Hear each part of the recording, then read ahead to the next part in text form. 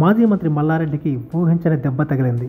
ఆయనపై శామీర్పేట పోలీస్ స్టేషన్లో ఎఫ్ఐఆర్ నమోదైంది. గిరిజనుల భూములు కబ్జా చేశారని మల్లారెడ్డిపై గతంలోనే ఫిర్యాదులు వచ్చాయి. ఈ క్రమంలో ఆయనపై తాజాగా ఎస్సీ ఎస్టీ కేసు, అట్రాసిటీ కేసులు నమోదు చేశారు.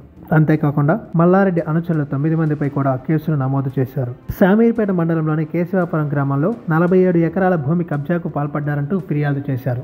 ఎన్నికల సమయంలో రాత్రికి రాత్రే రిజిస్ట్రేషన్ చేశారని ఆరోపణలు ఉన్నాయి. ఈ క్రమంలో తహసీల్దార్తో పాటు మల్లారెడ్డిపై ఫిర్యాదు చేశారు. దీంతో వారిపై పోలీసులు కేసు నమోదు చేశారు. మేడ్చల్ మల్కాజ్గిరి జిల్లా కేశవాపురం గ్రామంలో 47 ఎకరాల 18 కుంటల లంబాడీల వారసత్వ భూమిని మల్లారెడ్డి అతని అనుచరులు 9 మంది అక్రమంగా కబ్జా చేశారని ఫిర్యాదులో తెలిపారు. మొత్తం 47 ఎకరాలు కబ్జా చేశారని పేర్కొన్నారు. ఇక తాజా కేసులో మల్లారెడ్డి రియాక్ట్ అయ్యారు. ఇది ప్రభుత్వ కక్ష చర్య కాదని మాజీ మంత్రి మల్లారెడ్డి క్లారిటీ ఇచ్చారు.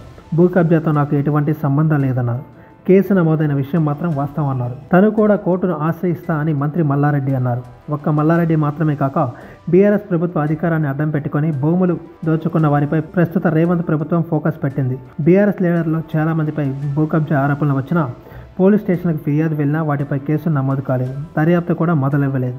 ఇప్పుడు అవన్నీ తెరపైకి వస్తున్నాయి. ఇదే సమయంలో మల్లారెడ్డి ప్రభుత్వంపై విమర్శలు చేయకుండా ఇది ప్రభుత్వ కక్ష చర్య కాదని చెప్పడం కూడా పలు అనుమానాలకు తావిస్తుంది. ఆయన హస్తం వైపు అడుగులు వేయాలని అనుకుంటున్నారా?